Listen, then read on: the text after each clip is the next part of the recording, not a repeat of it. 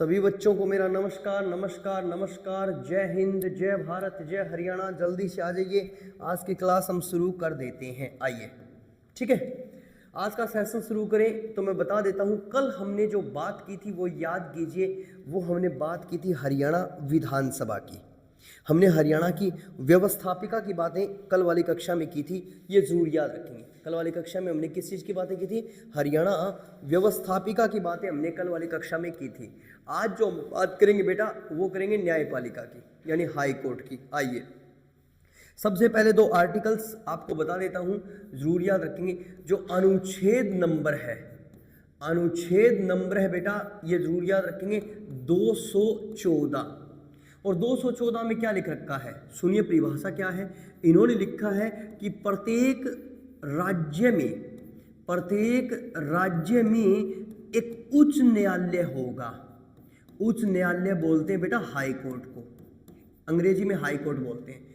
प्रत्येक राज्य में एक उच्च न्यायालय होगा जो राज्य की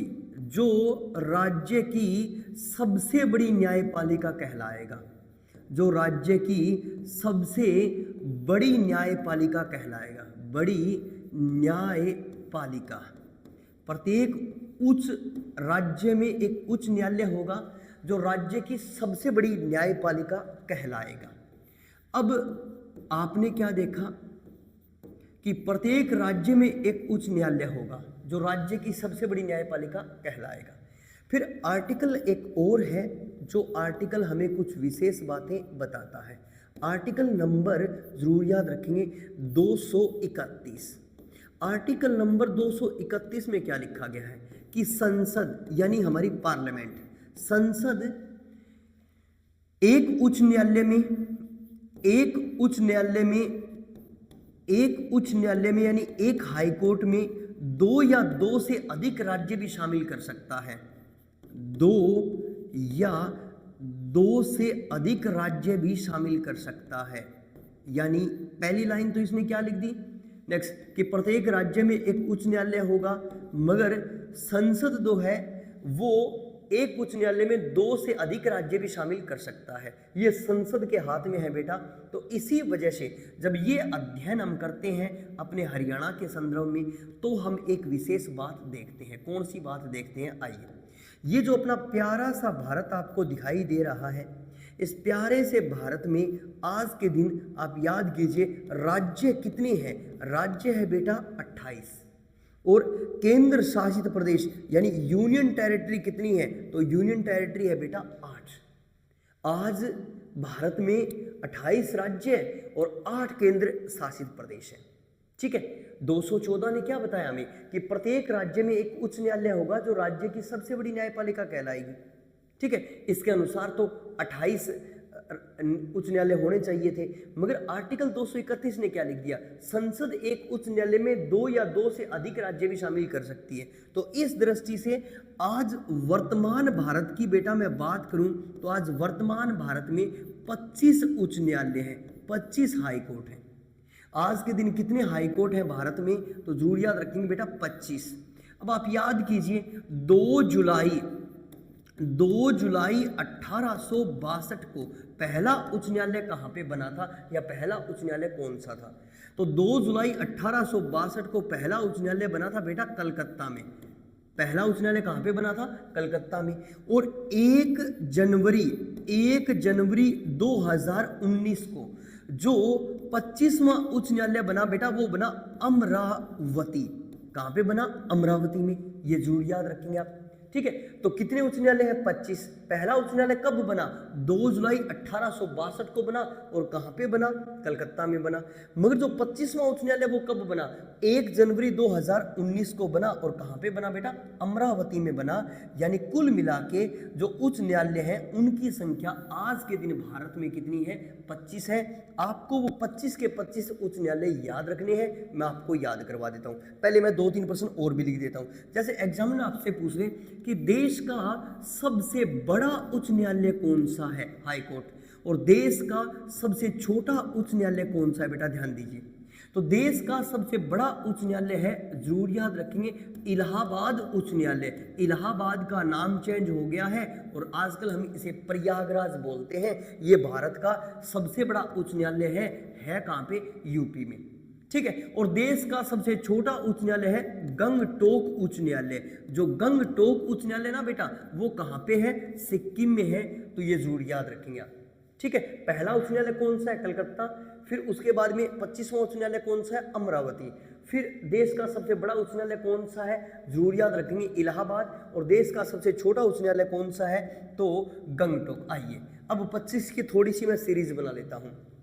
जैसे आप याद कीजिए, एग्जाम में आपको पूछ रहे कि जम्मू कश्मीर और लद्दाख का उच्च न्यायालय कहाँ पे है? जम्मू कश्मीर और लद्दाख का, तो आप कहेंगे कि जम्मू कश्मीर और लद्दाख का उच्च न्यायालय है सर श्रीनगर में। फिर एग्जाम में आपको पूछेगा कि हिमाचल प्रदेश का उच्च न्यायालय कहाँ पे है? हिमाचल प्रदेश की बात करें तो हिमाचल प्रदेश का उच्च न्यायालय बेटा याद रखेंगे शिमला में। कहाँ पे है? शिमला में हिमाचल प्रदेश का उच्च न्यायालय। फिर इसी तरह से याद रखेंगे नेक्स्ट, उत्तराखंड का उच्च न्यायालय कहाँ पे है? उत्तराखंड का जो उच्च न्यायालय है वो है बेटा नैनीताल। कहाँ पे है? नैनीताल में है उत्तराखंड का उच्च न्यायालय। फिर इसी तरह से आप याद कीजिए, पंजाब हरियाणा और चंडीगढ़ का उच्च न्यायालय कहाँ पे है? पंजाब हरियाणा और चंडीगढ़ का उच्च न्यायालय कहाँ पे है? यानी 2 राज्य है और एक केंद्र शासित प्रदेश है। तो पंजाब हरियाणा और चंडीगढ़ का उच्च न्यायालय बेटा चंडीगढ़ में है। ये जरूर याद रखें। फिर एग्जामिनर आपको पूछेगा कि दिल्ली का उच्च न्यायालय कहाँ पे है? दिल्ली एक यूनियन टेरिटरी है, तो दिल्ली का उच्च न्यायालय कहाँ पे है बेटा? दिल्ली का उच्च न्यायालय दिल्ली में है। फिर उसके बाद में एग्जामिनर आपको पूछेगा नेक्स्ट कि राजस्थान का उच्च न्यायालय कहाँ पे है? तो राजस्थान का उच्च न्यायालय बेटा जोधपुर। कहाँ पे है? जरूर याद रखेंगे, जोधपुर में है राजस्थान का उच्च न्यायालय। It's okay, clear. इसी तरह से चलिए नेक्स्ट एग्जामिनर आपको पूछेगा, राजस्थान के बाद चलिए गुजरात का उच्च न्यायालय कहाँ पे है? तो गुजरात का उच्च न्यायालय बेटा नेक्स्ट अहमदाबाद में। कहाँ पे है? अहमदाबाद में है गुजरात का उच्च न्यायालय। इसी तरह से एग्जाम में आपको पूछेगा कि मध्य प्रदेश का उच्च न्यायालय कहाँ पे है? मध्य प्रदेश, तो मध्य प्रदेश का उच्च न्यायालय है जबलपुर। कहाँ पे है? जबलपुर में है मध्य प्रदेश का उच्च न्यायालय। इसी तरह से एग्जामिनर आपको पूछेगा कि छत्तीसगढ़ का उच्च न्यायालय कहाँ पे है? छत्तीसगढ़ का उच्च न्यायालय कहाँ पे है? आप याद कीजिए बिलासपुर। कहाँ पे है? बिलासपुर में है छत्तीसगढ़ का उच्च न्यायालय। फिर इसी तरह से चलिए नेक्स्ट, आपका उत्तर प्रदेश का उच्च न्यायालय कहाँ पे है? उत्तर प्रदेश का उच्च न्यायालय कहाँ पे है? तो मैंने आपको बताया कि उत्तर प्रदेश का उच्च न्यायालय कहाँ पे है? इलाहाबाद या प्रयागराज। आप यस कर देंगे। क्या यस कर देंगे? इलाहाबाद या प्रयागराज आप यस कर देंगे।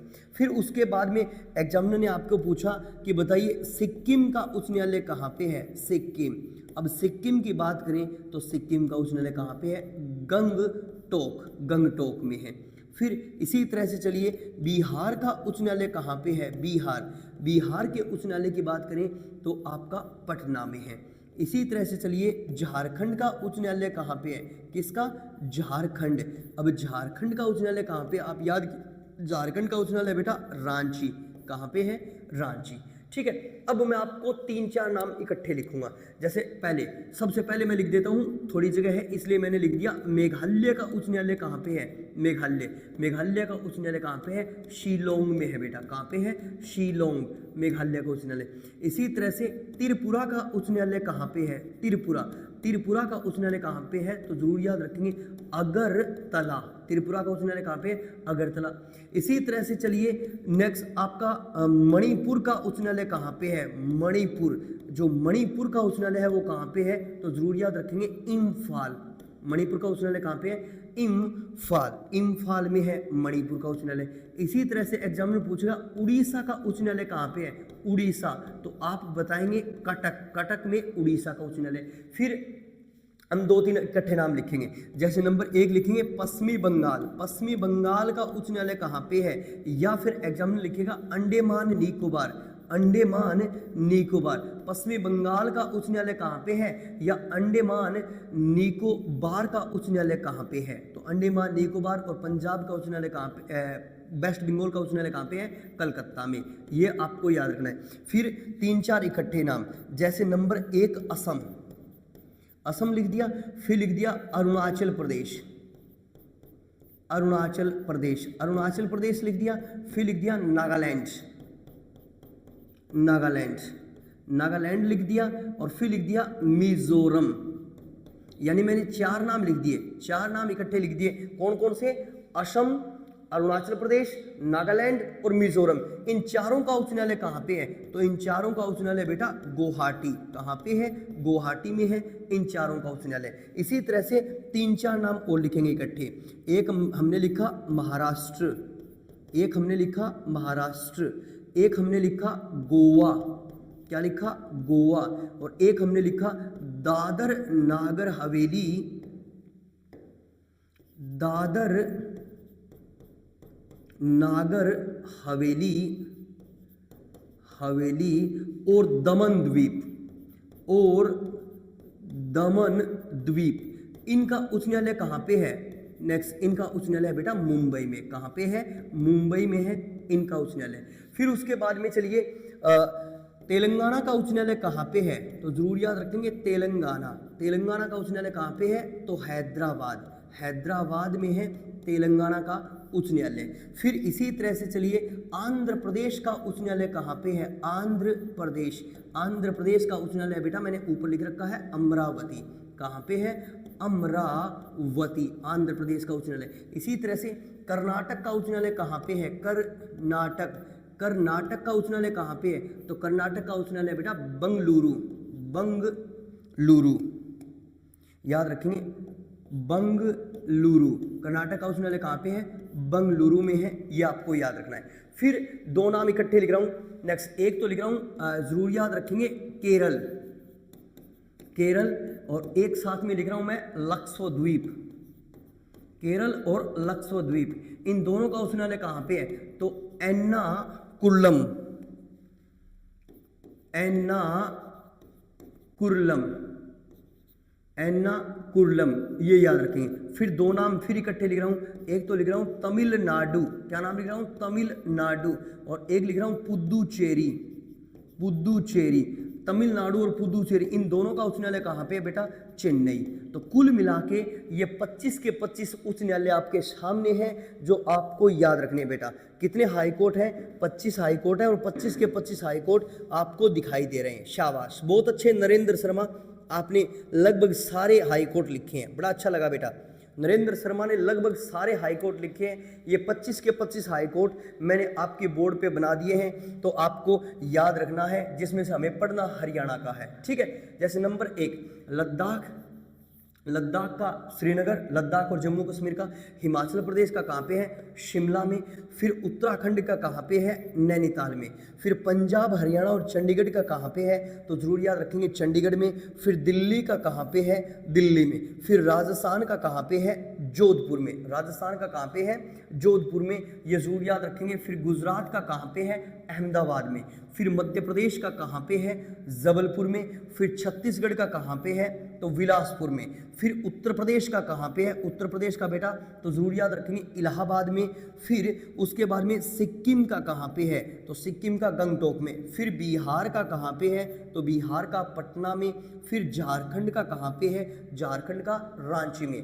फिर उसके बाद में चलिए आपका झारखंड के बाद आ गया आपका मेघालय का कहाँ पे है? तो मेघालय का शिलोंग में। फिर त्रिपुरा का कहाँ पे है? तो त्रिपुरा का अगरतला में। फिर मणिपुर का कहाँ पे है? तो मणिपुर का है इम्फाल में। मणिपुर का कहाँ पे है? इम्फाल में है। और फिर ध्यान दीजिए वेस्ट बंगाल और अंडमान निकोबार का कहाँ पे है? कलकत्ता में हाई कोर्ट।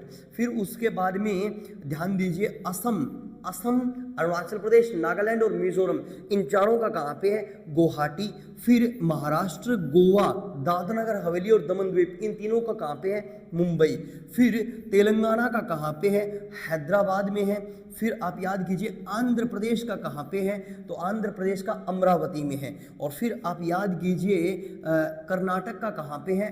बंगलुरु में। कर्नाटक का कहाँ पे है तो जरूर याद रखेंगे बंगलुरु में कर्नाटक का है। और फिर उसके बाद में उड़ीसा का कहाँ पे है, उड़ीसा 23 नंबर कटक में। फिर 24 नंबर केरल का कहाँ पे है, जरूर याद रखेंगे एर्नाकुलम और कोची। और फिर 25वां मैंने लिखा नेक्स्ट आपका तमिलनाडु और पौंडीचेरी का कहाँ पे है, चेन्नई में है। तो कुल मिला के 25 हाईकोर्ट आज के दिन है। पहला हाईकोर्ट 2 जुलाई 1862 को बना था और 1 जनवरी 2019 को 25वां हाईकोर्ट बना था। देश का सबसे बड़ा हाईकोर्ट कौन सा है तो इलाहाबाद है। और देश का सबसे छोटा हाईकोर्ट कौन सा है तो गंगटोक है। एक बार ऐसा प्रश्न पूछा गया था बेटा हमारे एग्जाम में कि स्वतंत्रता के बाद पहला हाईकोर्ट कौन सा बना था। एक बार ये प्रश्न हमसे पूछा गया था कि स्वतंत्रता के बाद कौन सा हाईकोर्ट बना था।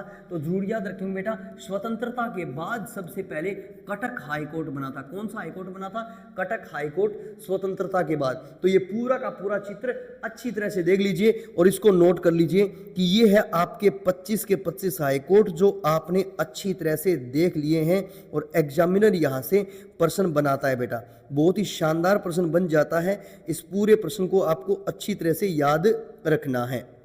अब चलें आगे, अब अपना मेन टॉपिक शुरू करते हैं जो टॉपिक रहेगा अपने एग्जाम का। आइए वो टॉपिक हमारे एग्जाम का क्या टॉपिक है सर, एग्जाम का है हरियाणा का उच्च न्यायालय। ठीक है, अब ध्यान दीजिए। ठीक है, इस तरह से प्यारे से भारत का मैप बना लीजिए और इस प्यारे से भारत के मैप में बना दीजिए अपना पंजाब। ये रहा अपना पंजाब, यानी 50% तो पंजाब है पाकिस्तान में और 50% पंजाब है भारत में। इस पंजाब की कैपिटल कौन सा स्थान है तो प्राचीन जो पंजाब था उस प्राचीन पंजाब की कैपिटल कौन सा स्थान थी, जरूर याद रखेंगे। नेक्स्ट राजधानी कौन सा स्थान थी तो लाहौर थी बेटा। क्या थी, लाहौर। और फिर स्वतंत्रता के बाद जो कैपिटल हुई वो कौन सा स्थान हुई, मैंने आपको करवाया था कौन सा स्थान हुई थी, शिमला। कौन सा स्थान हुई थी, शिमला। और फिर जनवरी 1955 में हमारी कैपिटल कौन सी बन गई थी, राजधानी कौन सी बन गई थी, द ब्यूटीफुल सिटी चंडीगढ़।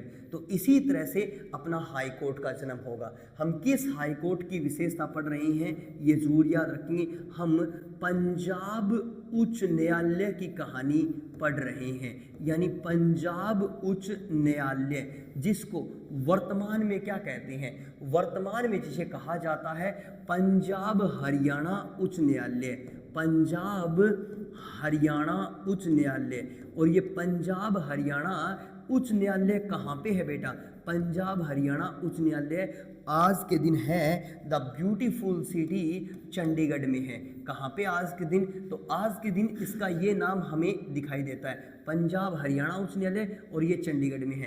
पहले इसका क्या नाम था, पंजाब उच्च न्यायालय था, ये नाम था। अब पंजाब उच्च न्यायालय की स्थापना कब हुई, ध्यान दीजिए। पंजाब उच्च न्यायालय की स्थापना हुई थी बेटा 20 व 21 मार्च 1919 को। और स्थापना कहाँ पे हुई थी, लाहौर में। स्थापना कहाँ पे हुई थी, लाहौर में। ये जरूर याद रखेंगे। 1947 से लेकर 1955 तक पंजाब उच्च न्यायालय कहाँ पे था, 1947 से लेकर 1955 तक पंजाब उच्च न्यायालय कहाँ पे था। तो सीरीज अच्छी तरह से याद रखेंगे, ये शिमला में था 1947 से लेकर 1955 तक। आप कहोगे सर डेट लिख दो, तो मैं डेट भी लिख देता हूँ इसकी। चलो आ जाइए, एक मिनट आ जाइए, चलो दोबारा लिख देता हूँ, ठीक है। 20-21 मार्च 1919 को इसकी स्थापना हुई। और फिर आप याद कीजिए 15 अगस्त 1947 से लेकर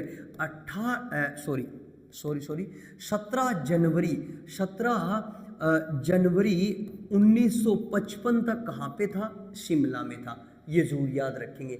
और 17 जनवरी 1955 से अब तक कहाँ पर है, तो 17 जनवरी 1955 से अब तक पंजाब हरियाणा उच्च न्यायालय कहाँ पे है, तो आपका चंडीगढ़ में। अब ये डेट आपको याद रखनी है।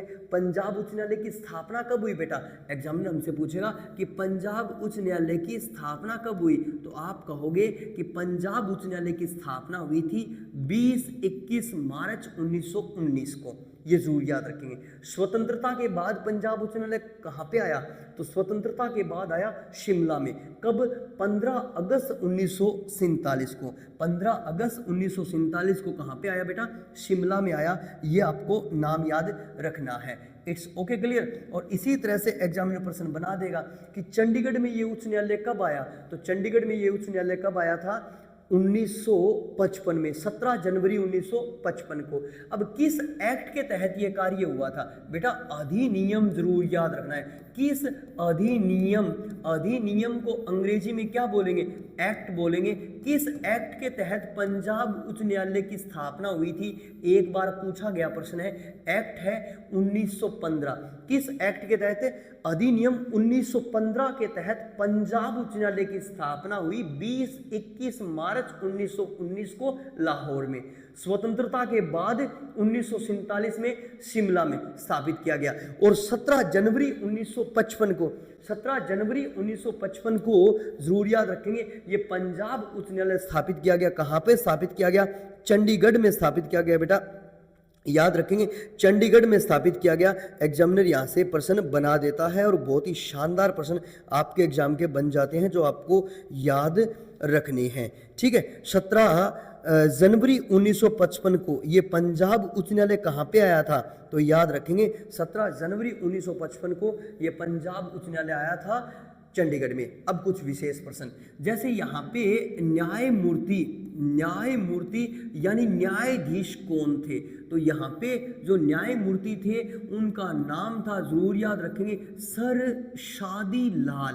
क्या नाम था? सर शादी लाल। ये थे उच्च न्यायालय के न्यायाधीश। और कब से कब तक इन्होंने कार्य किया है? 1920 से लेकर 1934 तक ये न्यायाधीश रहे थे। ये जरूर याद रखेंगे, सर शादीलाल जी। इस न्यायालय में कार्य करने वाले पहले भारतीय न्यायाधीश थे बेटा।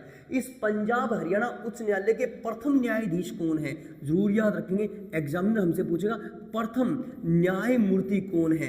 तो जो प्रथम न्यायमूर्ति है उनका नाम क्या है? जरूर याद रखेंगे, उनका नाम है न्यायमूर्ति रामलाल। क्या नाम है? रामलाल। पंजाब हरियाणा उच्च न्यायालय के पहले न्यायाधीश कौन है? न्यायमूर्ति रामलाल। 15 अगस्त 1947 से लेकर 15 अगस्त 1947 से लेकर 18 जनवरी 1949 तक इन्होंने कार्य किया था। ये प्रथम न्यायाधीश थे। और चंडीगढ़ में आया उस समय न्यायाधीश कौन थे? ध्यान दीजिए, चंडीगढ़ में आया उस समय न्यायमूर्ति जो काम कर रहे थे उनका नाम था बेटा अमरनाथ भंडारी। अमरनाथ भंडारी, अमरनाथ भंडारी जी काम कर रहे थे उस समय। ये नाम आपको याद रखना है क्योंकि ये न्यायाधीश कब बने थे? ये न्यायाधीश बने थे बेटा 9 दिसंबर 1952 को न्यायाधीश बने थे। और ये न्यायाधीश रहे थे 11 नवंबर 1959 तक न्यायाधीश रहे थे। एक और प्रश्न भी इनसे बन जाता है कि इन्होंने पंजाब हरियाणा उच्च न्यायालय में न्यायाधीश के रूप में सबसे लंबा समय व्यतीत किया था। पंजाब हरियाणा उच्च न्यायालय में न्यायाधीश के रूप में सबसे लंबा समय इन्होंने व्यतीत किया। न्यायाधीश यानी न्यायमूर्ति के रूप में सबसे लंबा समय इन्होंने व्यतीत किया। ये जरूर याद रखेंगे, सबसे लंबा टेन्योर इनका है, लंबा कार्यकाल इनका है। तो ये नाम आपको अच्छी तरह से याद रखना है। पंजाब हरियाणा उच्च न्यायालय में जब पहले न्यायाधीश के रूप में काम किया था तो पहले न्यायाधीश कौन थे? तो जरूर याद रखेंगे, सर शादीलाल है पहले न्यायाधीश। ये नाम आपको बहुत अच्छी तरीके से याद रखना है। और पंजाब हरियाणा उच्च न्यायालय में न्यायाधीश के रूप में सबसे लंबा समय किसने व्यतीत किया है? तो सबसे लंबा समय व्यतीत किया है बेटा, जरूर याद रखेंगे, नाम है अमरनाथ भंडारी। अमरनाथ भंडारी जी ने सबसे लंबा समय व्यतीत किया है। और सबसे कम समय किसने व्यतीत किया है? अगर एग्जामिनर हमसे पूछ ले कि पंजाब हरियाणा उच्च न्यायालय में, पंजाब हरियाणा उच्च न्यायालय में, कमेंट कीजिए जल्दी से जिन बच्चों को पता है, पंजाब हरियाणा उच्च न्यायालय में न्यायाधीश के रूप में कम समय, ठीक है, तो न्यायाधीश यानी न्यायमूर्ति के रूप में कम समय किसने व्यतीत किया है? सबसे कम समय, अगर कम समय की बात करें, कम कार्यकाल की बात करें तो नाम है, बहुत ही सुंदर नाम है, देवी सिंह तेवतिया। क्या नाम है? जरूर याद रखेंगे, न्यायमूर्ति देवी सिंह तेवतिया, न्यायमूर्ति देवी सिंह तेवतिया। क्या नाम है? नाम याद रखेंगे, देवी सिंह तेवतिया, न्यायमूर्ति देवी सिंह तेवतिया जी का कार्यकाल सबसे कम कार्यकाल है, जरूर याद रखेंगे, 15 अक्टूबर 1987 से लेकर 29 अक्टूबर, जरूर याद रखेंगे, 29 अक्टूबर 1987। यानी न्यायाधीश के रूप में सबसे लंबा समय किसका है? एग्जामिनर हमसे पूछ सकता है कि न्यायाधीश के रूप में सबसे कम समय किसका है। ये दोनों ही प्रश्न शानदार है और दोनों के दोनों महत्वपूर्ण प्रश्न है कि न्यायाधीश के रूप में सबसे लंबा समय किसने व्यतीत किया है। तो सबसे लंबा समय किसने व्यतीत किया है आप याद कर लीजिए। सबसे लंबा टेन्योर किसका है भाई न्यायाधीश के रूप में? तो न्यायाधीश के रूप में सबसे लंबा टेन्योर किसका है? जरूर याद रखेंगे, न्यायमूर्ति। नेक्स्ट लंबा समय अमरनाथ भंडारी का, और सबसे कम समय किसका है? देवी सिंह तेवतिया का। ठीक है, ये जरूर याद रखेंगे।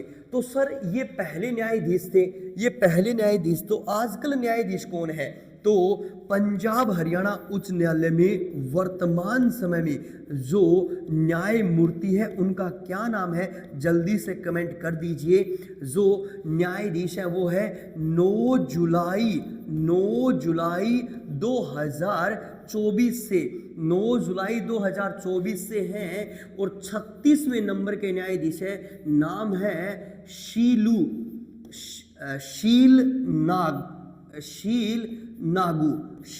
नागू नाम है, ये जरूर याद रखेंगे, शील नागू। न्यायाधीश का क्या नाम है? शील नागू। ये 9 जुलाई 2024 से अब तक 36वें न्यायाधीश के रूप में कार्य कर रहे हैं। एग्जामिनर पूछ सकता है, तो जरूर याद रखेंगे, शील नागू वर्तमान न्यायाधीश के रूप में कार्य कर रहे हैं। कौन कार्य कर रहे हैं भी? शील नागू। ये नाम आपको अजीब सा नाम है, थोड़ा सा अलग सा लग रहा है, ये मध्य प्रदेश के हैं, शील नागू। तो ये वर्तमान न्यायाधीश के रूप में काम कर रहे हैं। पर हो सकता है एग्जामिनर एक प्रश्न ऐसा बना दे आपके लिए कि जब अपने हरियाणा का जन्म हुआ, कब हुआ अपने हरियाणा का जन्म? यानी एग्जामिनर हमसे पूछ ले जब हमारे हरियाणा का जन्म हुआ उस समय न्यायाधीश कौन थे? ठीक है, तो एग्जामिनर पूछ सकता है कि हरियाणा गठन के समय, ध्यान दीजिए, हरियाणा गठन के समय पंजाब हरियाणा उच्च न्यायालय में न्यायाधीश कौन थे? पंजाब हरियाणा उच्च न्यायालय में न्यायाधीश कौन थे? पंजाब हरियाणा उच्च न्यायालय में न्यायाधीश कौन थे? तो नाम था न्यायमूर्ति, क्या नाम था? न्यायमूर्ति, जरूर याद रखेंगे, मेहर सिंह। न्यायमूर्ति मेहर सिंह जी न्यायाधीश थे, ये जरूर याद रखेंगे बेटा। इनका टेन्योर क्या है? इनका टेन्योर है, जरूर याद रखेंगे, 30 मई 1966 से लेकर और 15 अगस्त 1970 इनका टेन्योर है। यानी हरियाणा गठन के समय कौन थे? तो न्यायमूर्ति मेहर सिंह थे। पहले कौन थे? इनके लिए अलग से एक कलर यूज कर लेते हैं, ये ठीक है। पहला न्यायाधीश कौन थे? तो पहला न्यायाधीश कौन थे? जरूर याद रखेंगे, न्यायमूर्ति रामलाल थे। वर्तमान न्यायाधीश कौन है? वर्तमान न्यायाधीश कौन है? तो शील नागू है, ये 36वें न्यायाधीश है, 9 जुलाई 2024 से अब तक है। ठीक है, और न्यायाधीश के रूप में सबसे लंबा टेन्योर किसका है? सबसे लंबा टेन्योर किसका है? तो अमरनाथ भंडारी, 9 दिसंबर 1952 से लेकर 11 नवंबर 1959। और न्यायाधीश के रूप में सबसे कम समय किसका है? सबसे कम समय किसका है? तो देवी सिंह तेवतिया, 15 अक्टूबर 1987 से लेकर 29 अक्टूबर 1987। ठीक है, जब अपने हरियाणा का जन्म हुआ उस समय न्यायाधीश कौन थे? न्यायमूर्ति मेहर सिंह। मगर विशेष प्रश्न क्या बना कि इस न्यायालय में कार्य करने वाले पहले भारतीय न्यायाधीश। क्यों? क्योंकि ये जो सर शादी लाल जी है, ये सर शादी लाल जी हमारे रेवाड़ी से संबंध रखते हैं। ये जरूर याद रखेंगे, कहाँ से संबंध रखते हैं? रेवाड़ी से। तो ये प्रश्न हमारे कई बार पूछा गया है HSSC में कि पंजाब उच्च न्यायालय में काम करने वाले पहले भारतीय न्यायाधीश कौन थे? तो क्या नाम था उनका? उनका नाम था सर शादी लाल। क्या नाम था उनका? सर शादी लाल। बताइए क्लास एकदम सही चल रही है क्या? जल्दी से कमेंट कर दीजिए, कमेंट कर दीजिए। बड़ी संख्या में बच्चे जुड़े हुए हैं और बड़ा अच्छा लग रहा है। जल्दी से बता दीजिए बेटा, एकदम सही चल रही है क्लास? एकदम सारी बातें समझ में आ रही है? इस चित्र को अच्छी तरह से पी जाइए, एग्जामिनर यहाँ से प्रश्न बनाएगा। क्योंकि मैं 2 नाम और लिखने वाला हूँ, ध्यान दीजिए। एक तो नाम लिखने वाला हूँ मैं, आप सभी को जब गवर्नर थे उस समय पढ़ाया था। एक नाम लिखने वाला हूँ रणजीत सिंह नरूला। रणजीत सिंह जरूर याद रखेंगे, नरूला। एक तो नाम ये लिखने वाला हूँ और दूसरा नाम मैं लिखने वाला हूँ सुरजीत सिंह सांथवलिया। सुरजीत सिंह सांथवलिया, यानी रणजीत सिंह नरूला और सुरजीत सिंह सांथवलिया से क्या प्रश्न बनेगा? इन दोनों से एक प्रश्न बनेगा कि जो ये दोनों न्यायाधीश थे, ये दोनों न्यायाधीश थे हरियाणा के कार्यवाहक राज्यपाल रहे थे। क्या रहे थे? हरियाणा के कार्यवाहक राज्यपाल रहे थे। क्या रहे थे? राज्यपाल यानी गवर्नर रहे थे। कौन कौन वो न्यायाधीश है? तो एक का नाम सुरजीत सिंह सांथवलिया है और एक का नाम क्या है? रणजीत सिंह नरूला है। ये पंजाब हरियाणा हाई कोर्ट का पूरा चित्र है बेटा। इस चित्र को आप पी जाइए। आपके हरियाणा जीके में अगर कोई हाई कोर्ट का प्रश्न बना तो बाहर नहीं जाएगा, ये मेरी गारंटी है, जरूर याद रखेंगे। नेक्स्ट, पंजाब उच्च न्यायालय किस एक्ट के तहत आया था? एक्ट कौन सा है पंजाब उच्च न्यायालय में? बेटा याद कीजिए, एक्ट कौन सा लिखवाया मैंने? एक्ट लिखवाया है 1915 एक्ट। 1915 एक्ट के तहत पंजाब उच्च न्यायालय आया था। सबसे पहले कहाँ पे आया था? लाहौर में 20-21 मार्च 1919 को। उस समय पहले न्यायाधीश कौन बने थे? सर शादीलाल। सर शादीलाल अपनी रेवाड़ी से संबंध रखते हैं। कहाँ से संबंध रखते हैं? रेवाड़ी से। स्वतंत्रता के बाद पंजाब उच्च न्यायालय कहाँ पे आया? शिमला में। और शिमला में न्यायाधीश बने पहले न्यायाधीश, पंजाब हरियाणा उच्च न्यायालय के पहले न्यायाधीश बने थे न्यायमूर्ति रामलाल। और अब है 36वें न्यायाधीश शील नागू 36वें न्यायाधीश है 9 जुलाई 2024 से अब तक। ठीक है, न्यायाधीश के रूप में लंबा टेन्योर किसका है? अमरनाथ भंडारी का। न्यायाधीश के रूप में सबसे कम टेन्योर किसका है? देवी सिंह तेवतिया का। अपने हरियाणा गठन के समय न्यायाधीश कौन थे? न्यायमूर्ति मेहर सिंह। और वो कौन से न्यायाधीश थे जो कार्यवाहक राज्यपाल भी रहे थे? तो एक का नाम था रणजीत सिंह नरूला और एक का नाम था सुरजीत सिंह सांथवलिया। पूरा का पूरा मैप आपके सामने है, अच्छी तरह से आप समझ लीजिए। ये 25 के 25 हाई कोर्ट मैंने बता दिए, ये भी समझ लीजिए। चलिए अब छोटे छोटे 2-3 प्रश्न और करवा देता हूँ। जैसे प्रश्न नंबर 1, सर उच्च न्यायालय के न्यायाधीश बनने के लिए क्या योग्यता होनी चाहिए? ठीक है, योग्यता अगर हम बात करें तो यहाँ से प्रश्न पूछ लेता है। योग्यता में पहली योग्यता है बेटा भारत का नागरिक हो। भारत का नागरिक हो, पहली योग्यता है ये, भारत का नागरिक हो। फिर सर्वोच्च न्यायालय सुप्रीम कोर्ट या उच्च न्यायालय हाई कोर्ट में 10 वर्ष तक अधिवक्ता रहा हो। 10 वर्ष तक अधिवक्ता यानी वकील रहा हो, ऐसे व्यक्ति को भी न्यायाधीश बना सकते हैं।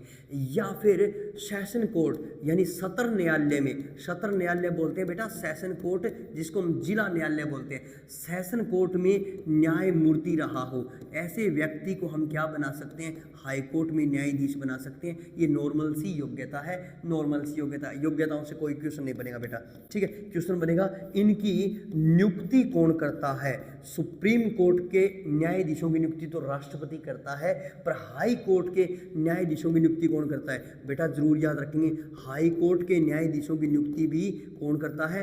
राष्ट्रपति। मगर किसकी सलाह पर? सलाह किसकी है? ये प्रश्न हमसे पूछा था, तो राज्यपाल की सलाह पर इनकी नियुक्ति की जाती है, ये जरूर याद रखेंगे। और कौन करता है? राष्ट्रपति। फिर चलिए नेक्स्ट, इनको पद की शपथ कौन दिलवाता है? पद की शपथ दिलवाता है बेटा राज्यपाल दिलवाता है, गवर्नर दिलवाता है, ये जरूर याद रखेंगे। ये अपना त्याग पत्र किसे देते हैं? त्याग पत्र की अगर बात कर लें तो ये अपना त्याग पत्र किसे देते हैं? ये त्याग पत्र देते हैं बेटा राष्ट्रपति को देते हैं। किसको त्याग पत्र देते हैं? राष्ट्रपति को ये अपना त्याग पत्र देते हैं, ये आप याद रखेंगे। चलिए फिर इनका वेतन क्या होता है? वेतन, तो वेतन की बात करें तो एक होता है मुख्य न्यायाधीश, मुख्य न्यायाधीश, और बाकी होते हैं अन्य न्यायाधीश। तो अन्य न्यायाधीश यानी जो मुख्य न्यायाधीश होता है उसका वेतन कितना होता है बेटा? जरूर याद रखेंगे, उसका वेतन होता है 2,50,000 रुपये होता है। ठीक है, ये जरूर याद रखेंगे। और अन्य न्यायाधीश होता है उसका वेतन होता है बेटा 2,25,000 रुपये होता है, उसका 2,50,000 और इसका कितना होता है? 2,25,000। बेटा ध्यान दीजिए, इन्हें वेतन राज्य संचित निधि से दिया जाता है, वेतन राज्य संचित निधि से दिया जाता है। मगर याद रखेंगे इन्हें पेंशन जो है ना बेटा, पेंशन कहाँ से देते हैं? पेंशन इन्हें केंद्र संचित निधि से देते हैं। ये प्रश्न कई बार पूछ लेते हैं कि पेंशन कहाँ से दी जाती है, तो पेंशन इन्हें केंद्र संचित निधि से दी जाती है। मगर वेतन कहाँ से देंगे? राज्य संचित निधि से इन्हें वेतन दिया जाता है, ये आपको याद रखना है। इनका कार्यकाल व टेन्योर क्या होता है बेटा? ध्यान दीजिए, एग्जाम में पूछ सकता है हमसे इनका कार्यकाल व टेन्योर। इनका कार्यकाल और जरूर याद रखेंगे सेवानिवृत्ति, काल और रिटायरमेंट यानी सेवानिवृत्ति क्या होता है? तो इनके कार्यकाल और सेवानिवृत्ति लिखा गया है कि 6 वर्ष या 62 वर्ष, 6 वर्ष या 62 वर्ष पहले प्राप्त कर ले, पहले जरूर याद रखेंगे प्राप्त कर ले, 6 वर्ष या 62 वर्ष पहले प्राप्त कर ले। ध्यान दीजिए, यानी मान लीजिए कोई 50 साल का न्यायाधीश बन गया तो वो 6 साल रहेगा, अगर 60 साल का न्यायाधीश बन गया तो वो 62 साल रहेगा। यानी इनमें से कोई भी कंडीशन पहले प्राप्त कर ले, 6 वर्ष या 62 वर्ष पहले प्राप्त कर ले, ये जरूर याद रखेंगे। ठीक है, और इन्हें पद से कैसे हटाते हैं बेटा? पद से हटाना हो, किसी भी नेक्स्ट न्यायाधीश को पद से हटाना हो, पद से हटाना, पद से कैसे हटाते हैं? तो इन्हें पद से हटाते हैं बेटा कदाचार और शिष्टाचार से, कदाचार व जरूर याद रखेंगे शिष्टाचार से पद से हटाया जाता है। ये एक महाभियोग जैसी प्रक्रिया होती है और इस प्रक्रिया से इन्हें पद से हटाया जाता है। जब भी ये प्रक्रिया शुरू की जाती है तो 14 दिन पहले इनको लिखित वर्णन दिया जाता है। क्या दिया जाता है? लिखित वर्णन दिया जाता है। जैसे नंबर 1 योग्यता, योग्यता राष्ट्रपति की नज़रों में कानून के विद्वान होने चाहिए, भारत के नागरिक होना चाहिए और सुप्रीम कोर्ट हाई कोर्ट में 10 वर्ष तक अधिवक्ता रहा होना चाहिए। ठीक है, या फिर सेशन कोर्ट में न्यायाधीश रहा होना चाहिए। ऐसे व्यक्ति को हाई कोर्ट में न्यायाधीश के रूप में नियुक्त किया जाता है। नियुक्ति कौन करता है? राष्ट्रपति। किसकी सलाह पर? किसकी सलाह पर? तो जरूर याद रखेंगे राज्यपाल की सलाह पर। इन्हें शपथ कौन दिलवाता है? राज्यपाल। ये अपना त्यागपत्र किसे देते हैं? राष्ट्रपति को। इनका वेतन कितना होता है? जो मुख्य न्यायाधीश होता है उसका वेतन होता है, जरूर याद रखेंगे, 250 और अन्य न्यायाधीशों का वेतन होता है 225। ठीक है, और इन्हें वेतन कहाँ से दिया जाता है? तो इन्हें वेतन दिया जाता है, जरूर याद रखेंगे, राज्य संचित निधि से वेतन दिया जाता है और पेंशन केंद्र संचित निधि से दी जाती है। इनका कार्यकाल व सेवानिवृत्ति क्या है? 6 या 62 वर्ष पहले प्राप्त कर ले, या तो 6 वर्ष वाली शर्त पहले प्राप्त कर ले या 62 वर्ष वाली। यानी मान लीजिए 50 साल का कोई न्यायाधीश बन गया वो तो 6 साल रहेगा, अगर 60 साल का कोई न्यायाधीश बन गया वो 2 साल रहेगा। फिर पद से कैसे हटाते हैं? तो कदाचार और शिष्टाचार से इन्हें पद से हटाते हैं। चलिए फिर ध्यान दीजिए, उच्च न्यायालय में न्यायाधीशों की संख्या, ये प्रश्न विशेष है। उच्च न्यायालय में न्यायाधीशों की संख्या, जैसे सुप्रीम कोर्ट में न्यायाधीशों की संख्या होती है, क्या सुप्रीम कोर्ट में न्यायाधीशों की संख्या होती है 33 + 1 34, मगर उच्च न्यायालय में न्यायाधीशों की संख्या फिक्स नहीं है बेटा। तभी तो मैं प्रश्न बना रहा हूँ आपके लिए, शानदार सा प्रश्न। चलो आप आ जाइए और सुन लीजिए ध्यान से। ठीक है, अगर मैं कहूँ पंजाब हरियाणा उच्च न्यायालय, पंजाब हरियाणा उच्च न्यायालय, पंजाब हरियाणा उच्च न्यायालय, उच्च न्यायालय, बेटा इसमें कार्यरत न्यायाधीशों की संख्या क्या है और स्वीकृत न्यायाधीशों की संख्या है। पहले मैं बता देता हूं, स्वीकृत न्यायाधीशों की संख्या, न्यायाधीशों की संख्या, स्वीकृत यानी कितनी पोस्ट हमें स्वीकृत की गई है, तो जरूर याद रखेंगे बेटा। नेक्स्ट, न्यायाधीश कितने हैं, न्यायाधीश कितने हैं ये जरूर याद रखेंगे। नंबर 1, न्यायाधीश कितने हैं और अपर न्यायाधीश कितने हैं। अपर न्यायाधीश एडिशनल जज, अपर न्यायाधीश कितने हैं, ठीक है। तो न्यायाधीशों की संख्या कितनी है, तो न्यायाधीशों की संख्या है 64 और अपर न्यायाधीशों की संख्या कितनी है 21। तो कितनी संख्या निश्चित की गई है स्वीकृत, 85 निश्चित की गई है, ये जरूर याद रखें। कितनी संख्या निश्चित की गई, 85, ठीक है। नेक्स्ट, जो अपर न्यायाधीश है वो कितने हो सकते हैं 21 और न्यायाधीश कितने हो सकते हैं 64। अब दूसरा प्रश्न बनाते हैं कि वर्तमान में कार्यरत न्यायाधीशों की संख्या, वर्तमान में कार्यरत न्यायाधीशों की संख्या, वर्तमान में कार्यरत न्यायाधीशों की संख्या। अब वर्तमान में कार्यरत न्यायाधीशों की संख्या कितनी है, तो आज के दिन, ठीक है, आज के दिन यानी सितंबर 2023 से आज के दिन न्यायाधीश कितने काम कर रहे हैं,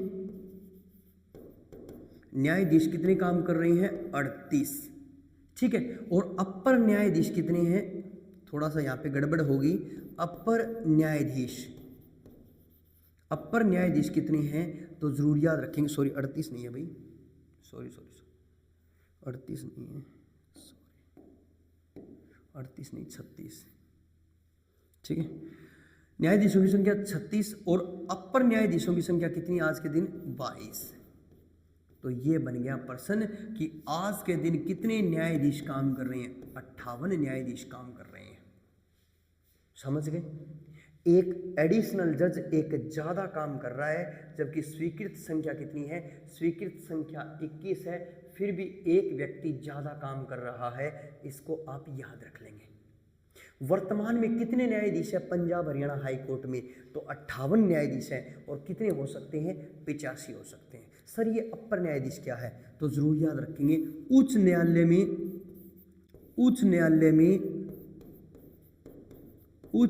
में 2 वर्ष के लिए, कितने वर्ष के लिए, 2 वर्ष के लिए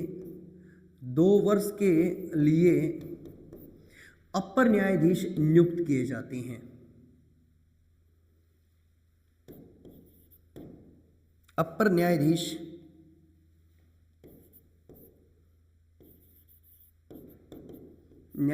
नियुक्त किए जाते हैं, नियुक्त किए जाते हैं। बेटा ये हो गया आपका हरियाणा जीके की दृष्टि से हाई कोर्ट का टॉपिक, एकदम कंप्लीट छोटा सा टॉपिक है। आइए एक बार फिर मैं पूरा का पूरा रिवीजन आपको करवा देता हूँ, ठीक है। चलिए, आर्टिकल 214, आर्टिकल 214 में लिखा गया है कि प्रत्येक राज्य में एक उच्च न्यायालय होगा। आर्टिकल 231 में लिख रखा है कि संसद एक उच्च न्यायालय में 2 या 2 से अधिक राज्य भी शामिल कर सकती है। संसद 2 या 2 से अधिक उच्च न्यायालय भी शामिल कर सकती है। एक उच्च न्यायालय में 2 या 2 से अधिक राज्य शामिल कर सकती है। आज 28 राज्य और 8 केंद्र शासित प्रदेश हैं, तो बता दीजिए आज हाई कोर्ट कितने हैं, 25 हाई कोर्ट है। आज के दिन हाई कोर्ट संख्या कितनी है 25। मगर ध्यान दीजिए 2 जुलाई 1862 को पहला उच्च न्यायालय कहाँ पे बना, 2 जुलाई 1862 को पहला उच्च न्यायालय कलकत्ता में बना और 1 जनवरी 2019 को 25वां उच्च न्यायालय कहाँ पे बना, अमरावती। देश का सबसे बड़ा उच्च न्यायालय कौन सा है, इलाहाबाद। देश का सबसे छोटा उच्च न्यायालय कौन सा है, गंगटोक। फिर 25 के 25 उच्च न्यायालयों की सीरीज आप अच्छी तरह से याद कर लीजिए।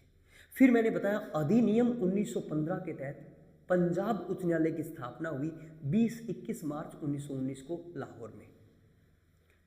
और लाहौर में जब ये हाई कोर्ट आया तो न्यायाधीश बने सर सादीलाल, और सर सादीलाल अपनी रेवाड़ी से संबंध रखते हैं, तो इस उच्च न्यायालय में कार्य करने वाले पहले भारतीय न्यायाधीश हैं ये, ठीक है। स्वतंत्रता के बाद पंजाब उच्च न्यायालय शिमला में आया और शिमला में 1947 से 1955 तक रहा था।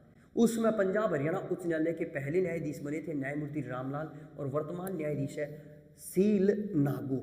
वर्तमान न्यायाधीश कौन है? सील नागू वर्तमान न्यायाधीश है, ये जरूर याद रखेंगे। न्यायाधीश के रूप में सबसे लंबा टेन्योर किसका है? अमरनाथ भंडारी का। सबसे कम टेन्योर किसका है? देवी सिंह तेवतिया का। रणजीत सिंह नरूला और सुरजीत सिंह सांथवलिया दो वो न्यायाधीश हैं जो हरियाणा पंजाब हरियाणा उच्च न्यायालय के वो न्यायाधीश हैं जो हरियाणा के कार्यवाहक राज्यपाल रहे थे। मगर जब हरियाणा का जन्म हुआ उस समय न्यायाधीश कौन थे? तो उस समय न्यायाधीश थे, नाम था न्यायमूर्ति मेहर सिंह। चलिए, फिर मैंने बताया कि उच्च न्यायालय के न्यायाधीशों की योग्यता क्या होती है। तो राष्ट्रपति की नज़रों में विद्वान होने चाहिए, कानून के विद्वान होने चाहिए, भारत के नागरिक होने चाहिए। फिर सुप्रीम कोर्ट और हाई कोर्ट में 10 वर्ष तक अधिवक्ता रहा हो, या फिर नेक्स्ट सेशन कोर्ट में न्यायाधीश रहा हो, ये योग्यता है नॉर्मल सी। फिर नियुक्ति कौन करता है? राष्ट्रपति राज्यपाल की सलाह पर। शपथ कौन दिलवाता है? राज्यपाल। ये अपना त्यागपत्र किसे देते हैं?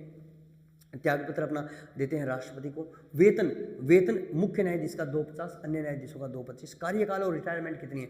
6 या 62 वर्ष पहले प्राप्त कर ले। पद से कैसे हटाते? कदाचार और शिष्टाचार से। न्यायाधीशों की संख्या निश्चित नहीं है, इसीलिए पंजाब हरियाणा हाई कोर्ट में आज के दिन कितने न्यायाधीश काम कर रहे हैं? आज के दिन 58, और स्वीकृत पदों की संख्या कितनी है? 85। चलिए, अब इससे आगे चलें तो हम एक और टॉपिक लेके आते हैं हरियाणा जीके का, ठीक है। उस टॉपिक का नाम है बेटा स्थानीय स्वशासन, यानी self government, local self government. Bharat में 3 प्रकार की सरकार है, ध्यान दीजिए, भारत में 3 प्रकार की सरकार है।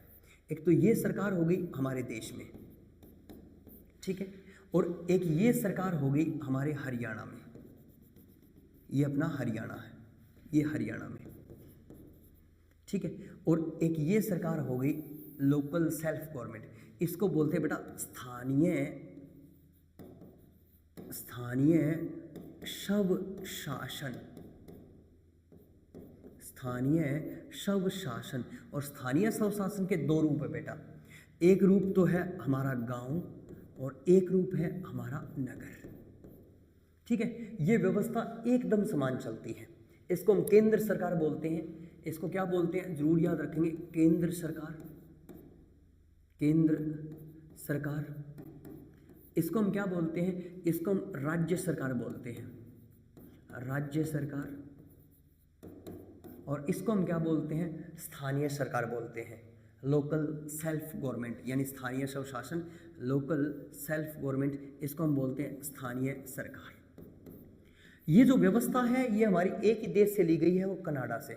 ये व्यवस्था एकदम समान है बेटा, इसमें कोई अंतर नहीं है। जैसे आपने क्या देखा भाई, यहाँ पे जो व्यक्ति होगा उसको हम क्या बोलेंगे? राष्ट्रपति बोलेंगे बेटा, क्या बोलेंगे? राष्ट्रपति। यहाँ पे जो व्यक्ति होगा उसको हम बोलेंगे बेटा राज्यपाल, राज्यपाल, ठीक है, गवर्नर। और यहाँ पे जो व्यक्ति होगा बेटा उसको हम बोलेंगे ग्राम सचिव, यानी सेक्रेटरी, ग्राम सचिव। यहाँ पे जनता का चुना हुआ प्रतिनिधि कौन होगा बेटा? उसको हम बोलेंगे प्रधानमंत्री, क्या बोलेंगे? प्रधानमंत्री, यानी प्राइम मिनिस्टर, ठीक है। यहाँ पे जनता का चुना हुआ प्रतिनिधि होगा उसको हम क्या बोलेंगे बेटा? उसको हम बोलेंगे मुख्यमंत्री, क्या बोलेंगे? मुख्यमंत्री। और यहाँ पे जनता का चुना हुआ प्रतिनिधि होता है उसको हम बोलते हैं बेटा सरपंच, क्या बोलते हैं? सरपंच, ठीक है। यहाँ पे जो व्यवस्थापिका होती है उसको बेटा संसद कहा जाता है, क्या कहा जाता है? संसद। और संसद के 3 अंग, पहला अंग कौन सा है? प्रेसिडेंट यानी राष्ट्रपति है। दूसरा अंग कौन सा है? नेक्स्ट राज्यसभा है, राज्यसभा है। और तीसरा अंग कौन सा है? लोकसभा है। यहाँ पे जो अपनी नेक्स्ट व्यवस्थापिका होती है उसे हम बोलते हैं राज्य विधानमंडल, क्या बोलते हैं? राज्य विधानमंडल। और इस राज्य विधानमंडल के भी 3 अंग होते हैं। पहला अंग होता है राज्यपाल होता है, दूसरा अंग होता है विधान परिषद होता है, जिसको हम लेजिस्लेटिव काउंसिल बोलते हैं, विधान परिषद। और तीसरा अंग होता है विधानसभा होती है बेटा, क्या होती है? विधानसभा, ठीक है। यहाँ पे जो व्यवस्थापिका होती है उसको नाम दिया जाता है, जरूर याद रखेंगे, ग्राम पंचायत बोलते हैं बेटा, क्या बोलते हैं? ग्राम पंचायत। और ग्राम पंचायत के 2 अंग होते हैं, एक को हम सरपंच बोलते हैं और एक को हम बोलते हैं वार्ड पंच, क्या बोलते हैं? वार्ड पंच। It's okay, clear? यहाँ पे जो न्यायपालिका है बेटा उसको हम सर्वोच्च न्यायालय बोलते हैं। क्या बोलते हैं? Supreme court. क्या बोलते हैं? सुप्रीम कोर्ट यानी सर्वोच्च न्यायालय। यहाँ पे जो न्यायपालिका होती है उसको हम उच्च न्यायालय बोलते हैं बेटा। क्या बोलते हैं? उच्च न्यायालय। एक बार हमारी HSSC में पूछा गया था कि गांव में जो न्यायालय होता है उसे क्या कहते हैं? कमेंट कर दीजिए सारे बच्चे, गांव में जो न्यायालय होता है उसको क्या कहते हैं? आप सभी ने देखा है कि गांव में जो न्यायालय होता है उसको क्या कहा जाता है? जल्दी से कमेंट कर दीजिए सारे बच्चे, गांव में जो न्यायालय है। हाँ, ओके ओके मनीष कुमार, आज हो जाएगा बेटा, ठीक है। गांव में जो न्यायालय है उसे क्या कहते हैं? ठीक है, चलो याद कर लीजिए। जो गांव में न्यायालय है उसको ग्राम न्यायालय बोलते हैं बेटा। क्या बोलते हैं? ग्राम न्यायालय। आप कहोगे सर हमारे गांव में तो ग्राम न्यायालय है ही नहीं। हर गांव में ग्राम न्यायालय है बेटा। आप याद कीजिए, गांव के कुछ बुजुर्ग व्यक्ति होते हैं और वो बुजुर्ग व्यक्ति किस रूप में कार्य करते हैं? तो वो बुजुर्ग व्यक्ति काम करते हैं बेटा किस रूप में? नेक्स्ट, पंचायत के रूप में काम करते हैं। वो हमारी पंचायत होती है और पंचायत जो कह देती है वो हमें मानना पड़ता है, वही हमारा ग्राम न्यायालय है। ये जरूर याद रखेंगे। तो तीसरी गवर्नमेंट्स हम पढ़ेंगे। कौन सी गवर्नमेंट्स पढ़ेंगे? तीसरे प्रकार की गवर्नमेंट्स हम पढ़ेंगे, यानी स्थानीय स्वशासन। आइए अब स्थानीय स्वशासन की बात करूं तो स्थानीय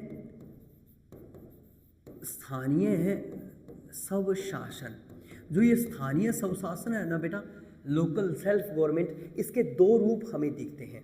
कितने रूप दिखाई देते हैं? इसके दो रूप।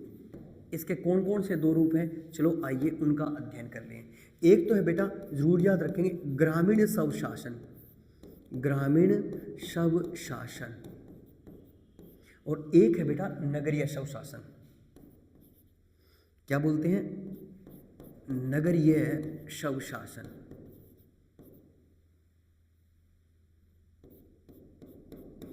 नगरीय स्वशासन। अब बड़ा प्रश्न दिमाग में ये उत्पन्न हो जाता है, सर ये परमानेंट है? हाँ जी, 100%। जो आपका ग्रामीण स्वशासन है ना बेटा, इसे संविधान के भाग 9 में रखा गया है। अनुच्छेद, कौन से अनुच्छेदों में इसे रखा गया है? तो ध्यान दीजिए बेटा, अनुच्छेद है 243 कै से लेकर अण। अनुच्छेद है 243 कै से लेकर अण। इसी तरह से नगरीय स्वशासन व्यवस्था है ना बेटा, उसे संविधान भाग 9 कै में रखा गया है। और अनुच्छेद कितने हैं बेटा? जरूर याद रखेंगे। अनुच्छेद है 243 तय से लेकर यह और 6। तय से लेकर यह और 6 ये आपको याद रखना है। यानी संविधान में ग्रामीण स्वशासन व्यवस्था को कितने आर्टिकल्स दिए गए हैं? तो ग्रामीण स्वशासन व्यवस्था को 16 आर्टिकल दिए गए हैं बेटा, ठीक है। और संविधान में नगरीय स्वशासन व्यवस्था को कितने आर्टिकल दिए गए हैं? तो नगरीय स्वशासन व्यवस्था को 18 आर्टिकल दिए गए हैं बेटा।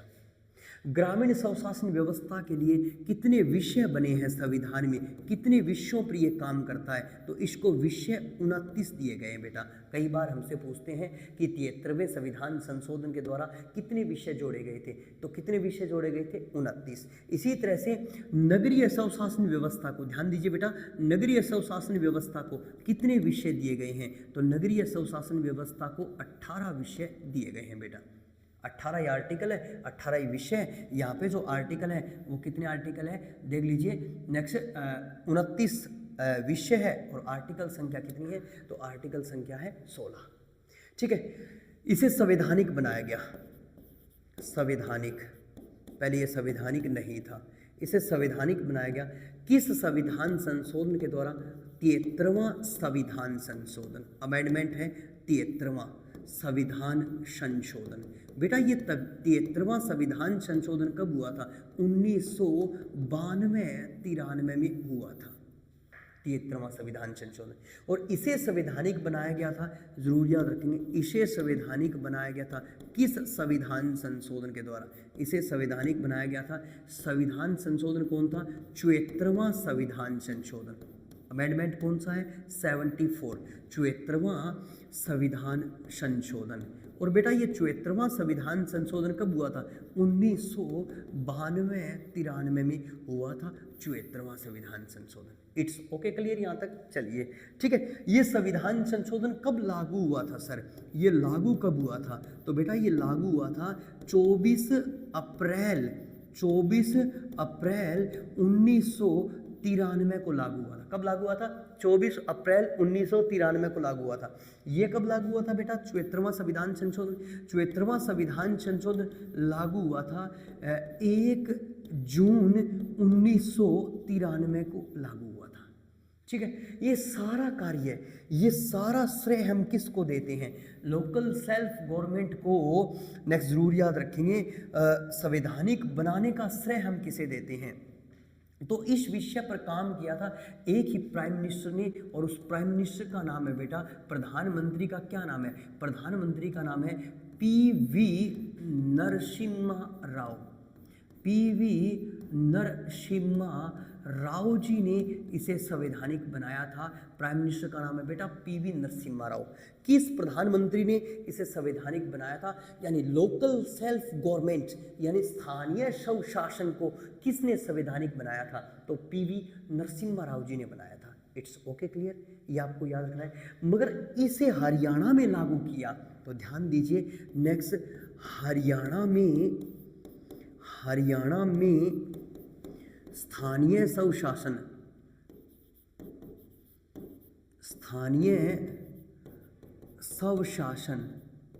हरियाणा में स्थानीय स्वशासन की शुरुआत कब हुई?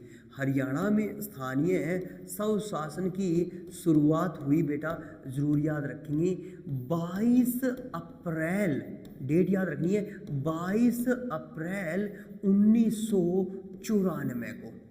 22 अप्रैल 1994 को स्थानीय स्वशासन की शुरुआत हुई थी। और ये शुरू किसने किया था? तो जरूर याद रखेंगे, विकास पुरुष या आधुनिक हरियाणा के निर्माता या फिर हरियाणा राजनीति के सिरमौर या बिश्नोई समाज के सिरमौर चौधरी भजन लाल जी ने इस व्यवस्था की शुरुआत अपने हरियाणा में की थी बेटा। किसने शुरुआत की थी? तो नाम याद रखना है, चौधरी भजन लाल जी। यानी हम पढ़ रहे हैं, ये ज़रूर याद रखेंगे, लोकल सेल्फ गवर्नमेंट। क्या पढ़ रहे हैं हम? स्थानीय स्वशासन पढ़ रहे हैं, तीसरे प्रकार की सरकार पढ़ रहे हैं। ये ज़रूर आपको याद रखना है। तीसरे प्रकार की सरकार की बात करें तो एग्जामिनर यहाँ से प्रश्न बना देता है कि हरियाणा में तीसरे प्रकार की सरकार, और जिसके दो रूप है, ग्रामीण स्वशासन और नगरीय स्वशासन। ये ज़रूर याद रखेंगे। नेक्स्ट, ग्रामीण स्वशासन और नगरीय स्वशासन, ये ज़रूर याद रखेंगे। ठीक है। तो ग्रामीण स्वशासन में कितने आर्टिकल्स हैं? आर्टिकल्स कितने हैं? 16। और नगरीय स्वशासन में कितने आर्टिकल्स हैं? ज़रूर याद रखेंगे। नगरीय स्वशासन में कितने आर्टिकल्स हैं? तो आर्टिकल्स की संख्या क्या है? 18। विषय कितने हैं? 29। विषय कितने हैं? 18। और ज़रूर याद रखेंगे 73वें संविधान संशोधन के तहत इसे बनाया गया। क्या बनाया गया भाई? इसे बनाया गया आपका विषय संवैधानिक विषय बनाया गया। ये आप ज़रूर याद रखेंगे। चलिए, अब इसके 3 रूप हैं, उनकी कहानी हम थोड़ी सी पढ़ लेते हैं। आइए, ठीक है। 1 मिनट रुक जाइए बेटा, 1 मिनट, एक थोड़ा सा काम है मेरे को, घर से फ़ोन आ गया। 1 मिनट बेटा, थोड़ा सा काम है। चलो, थैंक यू। हाँ, तो हरियाणा में इसकी शुरुआत की किसने? चौधरी भजनलाल जी ने। और इसके 3 रूप हमें मिलते हैं। कौन कौन से रूप है? सुनो ध्यान से, 3 रूप मैं बता देता हूँ। 1 मिनट आ जाओ बेटा। ग्रामीण स्वशासन के 3 रूप है बेटा। एक तो है ग्राम पंचायत,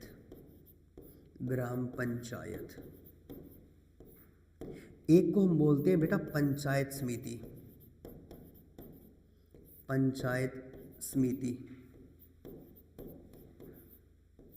एक को हम बोलते हैं बेटा जिला परिषद।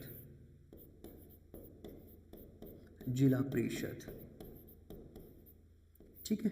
आइए, हरियाणा में कितनी ग्राम पंचायतें बेटा?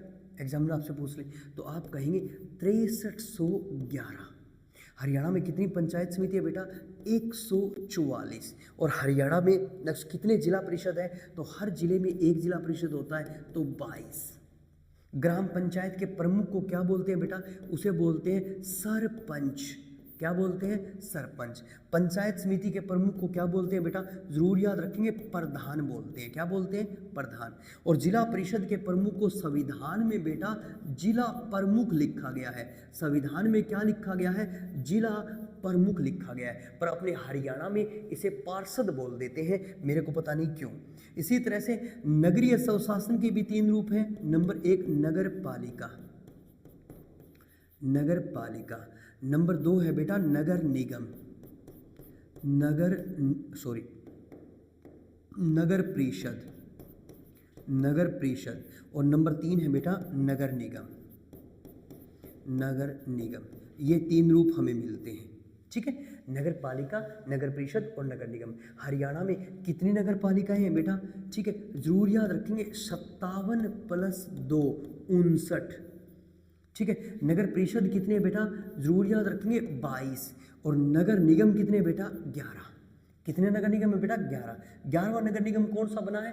मानेसर, ठीक है। आप याद कीजिए ऊपर से अंबाला, पंचकुला, यमुनानगर, फरीदाबाद, गुड़गांव, करनाल, पानीपत, सोनीपत, रोहतक, हिसार और मानेसर, ये 11 नगर निगम है, ठीक है। जो नगर पालिका अध्यक्ष होता है उसे क्या बोलते हैं बेटा? उसे प्रधान बोलते हैं, अंग्रेजी में बोल देते हैं चेयरमैन। नगर परिषद का जो अध्यक्ष होता है उसे क्या बोलते हैं बेटा? सभापति बोलते हैं। क्या बोलते हैं? सभापति। नगर निगम के अध्यक्ष को क्या बोलते हैं बेटा? इसे बोलते हैं मेयर या महापौर कहते हैं। क्या बोलते हैं? मेयर या महापौर कहते हैं। तो हरियाणा में ग्रामीण स्वशासन के भी 3 रूप है और नगरीय स्वशासन के भी 3 रूप है। अब ग्रामीण स्वशासन के सदस्यों को क्या कहते हैं बेटा? याद रखेंगे, एग्जामिनर यहाँ से प्रश्न बनाएगा, आपको फंसाएगा, आप समझ नहीं पाओगे, ठीक है। नेक्स्ट ग्रामीण, ग्रामीण स्वशासन, स्वशासन के सदस्यों को क्या कहते हैं बेटा? सदस्य। सदस्यों को क्या कहते हैं? तो जरूर याद रखेंगे, इन्हें वार्ड पंच बोलते हैं बेटा। क्या बोलते हैं? गांव में बोल देते हैं ना, मेंबर यानी वार्ड पंच। इसी तरह से एग्जामिनर आपको पूछेगा कि नगरीय स्वशासन के, नगरीय स्वशासन के सदस्यों को क्या कहते हैं? नगरीय स्वशासन के सदस्यों को क्या बोलते हैं बेटा? इसको हम बोलते हैं पार्षद, पार्षद। और कई बार आपने एमसी का भी नाम सुना होगा। क्या नाम सुना होगा? एमसी का भी नाम सुना होगा। तो जो ये ग्रामीण स्वशासन और नगरीय स्वशासन व्यवस्था है, ये चौधरी भजन लाल जी लेके आए थे 22 अप्रैल 1994 में। इसके 3 रूप हैं, पंचायत, ग्राम पंचायत, पंचायत समिति और जिला परिषद। हरियाणा में नेक्स्ट ध्यान दीजिए 6311 ग्राम पंचायतें हैं और 144 पंचायत समिति और 22 जिला परिषद है। नगर पालिका हरियाणा में 57 है बेटा। 2 प्रस्तावित बता रहे हैं तो 59 वरना 57 सही होगा। नगर परिषद कितने हैं? 22 और नगर निगम कितने हैं? 11 है बेटा। ये पूरी सीरीज आपको याद रखनी है। चलिए दोस्तों, अगर मैं थोड़ी सी बात बताऊं, यहाँ से एक प्रश्न और भी बन सकता है। कौन सा प्रश्न बन सकता है? इस व्यवस्था की शुरुआत किसने की? थोड़ा सा इतिहास देख लेते हैं। स्थानीय स्वशासन, स्थानीय स्वशासन। अगर मैं थोड़ा सा आपको इतिहास बताऊं, जैसे मैं बात करूं स्थानीय स्वशासन के इन दोनों रूपों की, यानी एक तो मैं बात करूं ग्रामीण स्वशासन, ग्रामीण स्वशासन, और एक मैं बात करूं, याद रखेंगे, नगरीय स्वशासन, नगरीय स्वशासन। इन दोनों रूपों की अगर मैं बात करूं तो इनका थोड़ा सा इतिहास देख लेते हैं बेटा। ग्रामीण स्वशासन की शुरुआत हुई थी बेटा, कब इसकी शुरुआत हुई?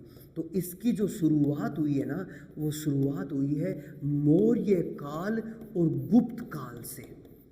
मौर्य काल और गुप्त काल से इसकी शुरुआत हुई है बेटा, ठीक है। इसी तरह से नगरीय शासन की शुरुआत कब हुई है? जरूर याद रखेंगे, नगरीय शासन की शुरुआत कब हुई है? तो जरूर याद रखेंगे, सिंधु सभ्यता, जो हमारी सिंधु सभ्यता थी ना बेटा, वो नगरकृत हुआ करती थी। कैसी थी? जरूर याद रखेंगे, नगरकृत। सिंधु सभ्यता नगरकृत थी, यानी सिंधु सभ्यता का व्यक्ति सबसे ज़्यादा गाँव में निवास नहीं, शहरों में निवास करता था बेटा, ये जरूर याद रखेंगे। फिर एक अंग्रेज भारत में आया था जिसका नाम था लॉर्ड रिपन। इस लॉर्ड रिपन ने क्या किया? इसने 20 मई 1882 को ग्राम बोर्ड की स्थापना की थी बंगाल में। ग्राम बोर्ड की स्थापना की थी बंगाल में, इसीलिए लॉर्ड रिपन को हमने स्थानीय स्वशासन का पिता कहा। लॉर्ड रिपन को हमने क्या कहा, जरूर याद रखेंगे, स्थानीय सब शासन का पिता कहा। सब शासन का पिता किसे कहते हैं, तो लॉर्ड रिपन को कहते हैं। अगर मैं नगरीय स्वशासन की बात करूं तो एक व्यक्ति है जिसका नाम है अलाउद्दीन खिलजी। क्या नाम है, अलाउद्दीन खिलजी। ये जो अलाउद्दीन खिलजी नाम का एक मुस्लिम राजा बना था, इसने विशेष कार्य किया था। ये राजा कब बना था, 1296 में, और 1316 तक राजा रहा था। इसने शुरुआत की थी, जरूर याद रखेंगे, मूल्य नियंत्रण प्रणाली की शुरुआत की थी। मूल्य नियंत्रण प्रणाली की शुरुआत की थी, जिसको हमने नाम दिया था, जरूर याद रखेंगे, बाजार व्यवस्था का नाम दिया था। और जो एक नया डिपार्टमेंट बना था, जिस डिपार्टमेंट को हमने नाम दिया था दीवान ए रियासत। क्या नाम दिया था, दीवान ए रियासत नाम का नया डिपार्टमेंट हमने बनाया था बाजार व्यवस्था को लेकर। और एक अंग्रेज था जिसका नाम था सर जॉन सोर। इस सर जॉन सोर ने क्या किया, इसने 1793 में भारत में पहली बार नगर निगम बनाए। क्या बनाए बेटा, नगर निगम बनाए। और पहली बार कलकत्ता, बम्बई और नेक्स्ट मद्रास नगर निगम बना था। ये भारत के 3 सबसे पहले नगर निगम बने थे। कौन कौन से, कलकत्ता, बम्बई और मद्रास। मगर हकीकत में इस सब्जेक्ट पर काम करने का श्रेय हम किसे देते हैं, तो इस सब्जेक्ट पर काम किया था पंडित जवाहरलाल नेहरू ने। कैसे, सुनिए ध्यान से। पंडित जवाहरलाल नेहरू ने एक समिति बनाई थी जिसे इतिहास में बोलते हैं बलवंत राय मेहता समिति। कौन सी समिति, बलवंत राय मेहता समिति। ठीक है, ये बलवंत राय मेहता समिति से संबंधित मैं 3-4 प्रश्न बनाऊंगा, शानदार, सुनिए ध्यान से। इस समिति का गठन कब हुआ था, एग्जामिनर आपको पूछेगा इसका गठन कब हुआ था, आप कहेंगे 1956 में। इस समिति ने अपनी रिपोर्ट कब बनाई थी, आप कहेंगे इसने रिपोर्ट बनाई थी 1957 में। और इसकी रिपोर्ट को स्वीकार कब किया गया था, तो राष्ट्रीय विकास परिषद ने इसे स्वीकार किया था। और कब स्वीकार किया था, 1958 में। ध्यान दीजिए बेटा, बलवंत राय मेहता समिति का गठन कब हुआ है, 1956 में। इसने अपनी रिपोर्ट कब बनाई है, 1957 में। इसकी रिपोर्ट को स्वीकार कब किया गया है, तो राष्ट्रीय विकास परिषद ने इसकी रिपोर्ट को स्वीकार किया था 1958 में। और इसकी रिपोर्ट लागू कब हुई है, तो इसकी रिपोर्ट लागू हुई है बेटा नेक्स्ट 2 अक्टूबर 1959। ठीक है, और कहाँ पे, बगदरी कहाँ पे है, नागौर। और नागौर कहाँ पे है, राजस्थान। ये जरूर याद रखेंगे, बगदरी नागौर राजस्थान से सबसे पहले पंचायती राज की शुरुआत हुई थी।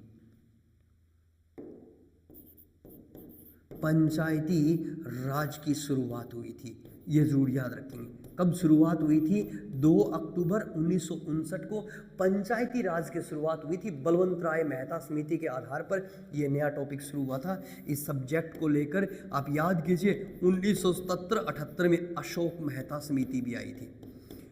कौन सी समिति आई थी, अशोक मेहता समिति भी आई थी, जिस समिति का सब्जेक्ट क्या था, पंचायती राज। 1985 में डॉक्टर एल एम सिंधवी समिति भी आई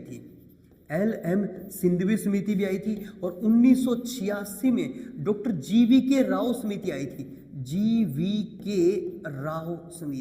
इन सभी समितियों का सब्जेक्ट क्या था बेटा, पंचायती राज था। इन सभी समितियों का सब्जेक्ट क्या था, एग्जामिनर आपको पूछेगा कि अशोक मेहता समिति का संबंध किससे है, आप बताएंगे पंचायती राज से। एग्जामिनर पूछेगा LM सिंधवी समिति का संबंध किससे है, लक्ष्मीमल सिंधवी। ठीक है, तो लक्ष्मीमल सिंधवी समिति का संबंध भी किससे है, पंचायती राज से। या फिर डॉक्टर GVK राव समिति का संबंध किससे है, पंचायती राज से। और बलवंत राय मेहता समिति ने भारत में पंचायती राज की शुरुआत की थी, ये जरूर याद रखेंगे। और उसके बाद में PV नरसिम्हा राव जी ने इसे संवैधानिक बनाया था।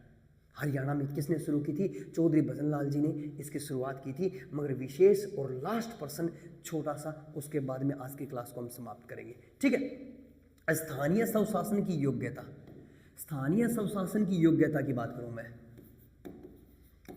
स्थानीय स्वशासन से संबंधित विशेष, स्थानीय स्वशासन में दोनों आ गए हैं बेटा, आपके ग्रामीण और नगरीय दोनों आ गए हैं। सबसे पहले बनता है योग्यता का क्वेश्चन। अगर आपको निर्वाचन में भाग लेना हो तो क्या योग्यता होनी चाहिए?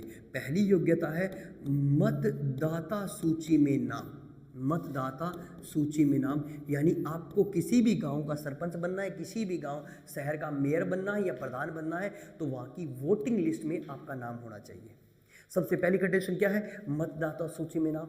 दूसरी कंडीशन क्या है? कि आपकी उम्र 21 वर्ष हो, आपकी उम्र 21 वर्ष हो। तीसरी कंडीशन क्या है? दिवालिया व पागल घोषित ना हो। चौथी कंडीशन क्या है? लाभ के पद पे ना हो। फिर हरियाणा में कुछ विशेष कंडीशन लिखी गई है, जैसे बिजली का बिल बकाया ना हो, बिजली का बिल बकाया ना हो, आपका सहकारी बैंकों में, सहकारी बैंकों में कोई भी ऋण बकाया न हो, ये भी जरूर याद रखेंगे। फिर विशेष लाइन लिखी गई, कौन सी विशेष लाइन लिखी गई? अगर आप सामान्य वर्ग हो, अगर आप जनरल कैटेगरी के हो, सामान्य वर्ग हो, तो आप 10 पास होने चाहिए। अगर आप आरक्षित वर्ग हो, आरक्षित यानी आरक्षित वर्ग से संबंध रखते हो, तो आप 8 पास होने चाहिए। अगर आप सामान्य वर्ग की महिला हो, सामान्य वर्ग की महिला हो, तो आप 8 पास होने चाहिए। अगर आप आरक्षित वर्ग की महिला हो, आरक्षित वर्ग की महिला हो, तो जरूर याद रखेंगे आप कितने पास होने चाहिए? आप 5 पास होने चाहिए बेटा, ये जरूर याद रखें।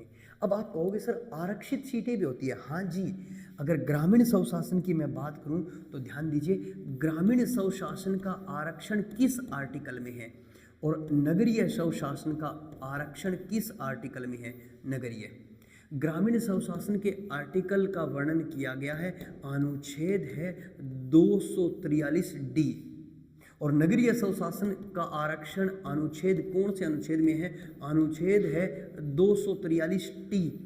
और एकमात्र, ये एकमात्र निकाय है, जरूर याद रखिए, ये एकमात्र निकाय है जहां महिलाओं को आरक्षण दिया गया है। किसको आरक्षण दिया गया है? महिलाओं को आरक्षण दिया गया है। और अपने हरियाणा में अब तो महिलाओं को 50% आरक्षण दे दिया गया है। महिलाओं का आरक्षण ना ही तो राज्यसभा में है, ना ही लोकसभा में है, ना ही विधानसभा में है, ना ही विधान परिषद में। महिलाओं को कहाँ पे आरक्षण मिलता है? केवल ग्रामीण स्वशासन और नगरीय स्वशासन में महिलाओं को भी आरक्षण दिया गया है बेटा। ये बहुत ही शानदार प्रश्न है, इस प्रश्न को आप अच्छी तरह से याद रखेंगे। चलिए, योग्यता कंप्लीट हो गई। फिर चलिए कार्यकाल। इनका कार्यकाल क्या होता है? इनका कार्यकाल होता है बेटा 5 वर्ष। ठीक है। फिर इनको शपथ कौन दिलवाता है? शपथ इनको शपथ दिलवाता है बेटा, सभी को शपथ दिलवाता है मुख्य कार्यकारी अधिकारी। मुख्य कार्यकारी अधिकारी इनको शपथ दिलवाता है, ये जरूर याद रखेंगे। ठीक है, मुख्य कार्यकारी अधिकारी इनको शपथ दिलवाता है। इनका निर्वाचन, निर्वाचन कैसे होता है सर? इनका निर्वाचन होता है बेटा प्रत्यक्ष, प्रत्यक्ष निर्वाचन मत पद्धति के आधार पर, प्रत्यक्ष निर्वाचन मत पद्धति के आधार पर होता है बेटा, ये जरूर याद रखेंगे। और इनके निर्वाचन में भाग लेते हैं वयस्क मतदाता, यानी जिनकी उम्र 18 वर्ष की हो, वो सारे व्यक्ति इनके निर्वाचन में भाग लेते हैं, यानी वयस्क मतदाता इनके निर्वाचन में भाग लेते हैं बेटा, ये जरूर याद रखेंगे। ठीक है, अब एक छोटा सा प्रश्न मैं बता देता हूँ। नेक्स्ट चलिए, ये जो व्यक्ति हैं जितने भी, जैसे इसका चुनाव प्रत्यक्ष होता है, इसका चुनाव प्रत्यक्ष होता है, इसका भी चुनाव प्रत्यक्ष होता है, और सरपंच का चुनाव प्रत्यक्ष होता है। ये जो 2 व्यक्ति होते हैं, ध्यान दीजिए, इन 2 व्यक्तियों का चुनाव अप्रत्यक्ष होता है। सरपंच का चुनाव प्रत्यक्ष होता है क्योंकि हम वार्ड पंच के भी वोट डालते हैं, सरपंच के भी वोट डालते हैं। उधर ध्यान दीजिए, प्रधान, नगर पालिका में प्रधान का चुनाव प्रत्यक्ष होता है, सभापति का चुनाव प्रत्यक्ष होता है, मेयर या महापौर का चुनाव प्रत्यक्ष होता है। मगर ध्यान दीजिए, जो आपका एक तो पंचायत समिति के प्रधान है, उनका चुनाव अप्रत्यक्ष होता है। एक जिला परिषद के जो प्रधान होते हैं, जिनको जिला प्रमुख बोलते हैं, उनका चुनाव अप्रत्यक्ष होता है बेटा, ये जरूर याद रखेंगे आप, ठीक है। बाकी इनका चुनाव प्रत्यक्ष होता है। शपथ हो गई, योग्यता हो गई, कार्यकाल हो गया, वेतन का उल्लेख इनका कहीं मिलता नहीं है। पर एक छोटा सा प्रश्न और बना देता हूं मैं यहाँ से, जो आपको याद रखना है, ठीक है। हमारे हरियाणा में गांव कितने हैं? ध्यान दीजिए, हरियाणा में गांव, अगर मैं गांव की बात करूं तो दो तरह से दिखाऊंगा। अगर 2011 जनगणना की बात करूं, 2011 जनगणना हरियाणा में गांव थे 6841। मगर वर्तमान समय की मैं बात करूं, आज वर्तमान समय में, तो हरियाणा में गांव है 7356 गांव। कितने गांव है? 7356 गांव है बेटा, ये जरूर याद रखेंगे। हरियाणा में ग्राम पंचायतें कितनी हैं? ध्यान दीजिए, हरियाणा में ग्राम पंचायत, तो बेटा हरियाणा में ग्राम पंचायतें कितनी हैं? ठीक है, जरूर याद रखेंगे। आपने 6222 ग्राम पंचायतें पढ़ी हैं, मगर आज कितनी होगी? 6311 ग्राम पंचायतें होंगी बेटा। कितनी? 6311। मगर ध्यान दीजिए, सर्वाधिक ग्राम पंचायतें कहाँ पे है? एग्जामिनर आपको पूछेगा। और न्यूनतम ग्राम पंचायतें कहाँ पे हैं? तो सर्वाधिक ग्राम पंचायतें बेटा अपने यमुनानगर ज़िले में। किस ज़िले में है? यमुनानगर ज़िले में है। और सबसे कम ग्राम पंचायतें कहाँ पे है? तो बेटा याद रखेंगे, फरीदाबाद में सबसे कम ग्राम पंचायतें हैं। सबसे ज़्यादा कहाँ पे है? यमुनानगर में, और सबसे कम कहाँ पे है? फरीदाबाद में। ये प्रश्न आपको अच्छी तरह से याद रखना है। फिर एक बड़ा प्रश्न बन गया, ठीक है, हरियाणा का सर सबसे बड़ा गांव कौन सा है? एग्जाम में पूछ ले, यानी बड़ा गांव। तो बड़ा गांव पूछ ले बेटा, तो जरूर याद रखेंगे डिग्गल। डिग्गल एक गांव है झज्जर में, वो सबसे बड़ा गांव है। ऑप्शन में डिग्गल नहीं है, तो आपको ऑप्शन करना है सिसाई। सिसाई हिसार में है, ये सबसे बड़ा गांव है। ठीक है, ऑप्शन ए आपका डिग्गल रहेगा। अगर आपसे पूछ ले हरियाणा में सबसे बड़ा गांव कौन सा है, तो आपको डिग्गल बताना है बेटा। अगर डिग्गल ऑप्शन में नहीं है तो क्या कर देंगे? सिसाई। पर हरियाणा की सबसे बड़ी ग्राम पंचायत कौन सी है? तो जरूर याद रखेंगे बेटा, सदलपुर। सदलपुर कहाँ पे है? हिसार में है। ये हरियाणा की सबसे बड़ी ग्राम पंचायत है। ठीक है, एक नियम बनाया था चौधरी भजनलाल जी ने। क्या नियम बनाया था? कि हर उस गांव को, ध्यान दीजिए, हर उस गांव को हम ग्राम पंचायत बना देंगे। हर उस गांव को हम ग्राम पंचायत बना देंगे जहां की जनसंख्या होगी। कितनी जनसंख्या होगी? तो जरूर याद रखेंगे, जनसंख्या निश्चित की गई थी 500, यानी जहाँ की जनसंख्या होगी 500, हर उस गांव को हम ग्राम पंचायत बना देंगे। तो अगर नगर पालिका बनना है तो क्या कंडीशन रखी गई है? तो जरूर याद रखेंगे, ऐसा प्रश्न एग्जाम में पूछ सकता है कि अगर नगर पालिका की बात करें, या फिर हम बात करें नगर परिषद की बात करें, या फिर हम बात करें बेटा नगर निगम की बात करें, तो नगर पालिका बनने के लिए क्या चाहिए? जनसंख्या जरूर याद रखेंगे, 20,000 से लेकर 1 लाख जनसंख्या होनी चाहिए। नगर परिषद के लिए जरूर याद रखेंगे, 1 लाख से लेकर जनसंख्या होनी चाहिए 3 लाख। और नगर निगम के लिए चाहिए जनसंख्या 3 लाख से ऊपर होनी चाहिए बेटा। तो ये जरूर याद रखेंगे। मैंने बताया हरियाणा में कितने नगर निगम है? 11 याद कर लीजिए। कौन से 11 हैं? नंबर 1 याद रखेंगे, सबसे ऊपर पंचकुला। पंचकुला के बाद कौन सा हो गया? यमुनानगर। यमुनानगर के बाद कौन सा हो गया? अंबाला। अंबाला के बाद कौन सा हो गया? करनाल। करनाल के बाद कौन सा हो गया? पानीपत। पानीपत के बाद कौन सा हो गया? सोनीपत। सोनीपत के बाद कौन सा हो गया? रोहतक। और रोहतक के बाद कौन सा हो गया? गुरुग्राम। गुरुग्राम के बाद कौन सा हो गया? फरीदाबाद। फरीदाबाद के बाद कौन सा हो गया? हिसार। और हिसार के बाद कौन सा हो गया? मानेसर। ये 11 नगर निगम हैं, इनकी सीरीज बना लीजिए और आप अच्छी तरह से इनको याद कर लीजिए। 11 नगर निगम की अच्छी सी सीरीज़ बना लीजिए और अच्छी तरह से आप इनको याद कर लीजिए। ये शानदार सा और छोटा सा टॉपिक है, पर एग्जामिनर इस टॉपिक से एक प्रश्न हर बार बनाता है। ग्रामीण स्वशासन और नगरीय स्वशासन से कोई ना कोई प्रश्न आपको अवश्य दिखाई देता है, ये जरूर याद रखेंगे। ठीक है, ग्रामीण स्वशासन नगरीय स्वशासन की छोटी सी रूपरेखा है। इस वीडियो को कम से कम भी आप 2 बार सारे बच्चे जरूर देखेंगे। जो ये ग्रामीण स्वशासन नगरीय स्वशासन की व्यवस्था है, इसमें जो निर्वाचन की जिम्मेवारी दी गई है वो किसे दी गई है, तो इसमें निर्वाचन की जिम्मेवारी दी गई है, ये जरूर याद रखेंगे। इलेक्शन यानी निर्वाचन की जिम्मेवारी दी गई है राज्य निर्वाचन आयोग को। राज्य निर्वाचन आयोग को जिम्मेवारी दी गई है, जो संविधान के किस अनुच्छेद में है, 324 में है।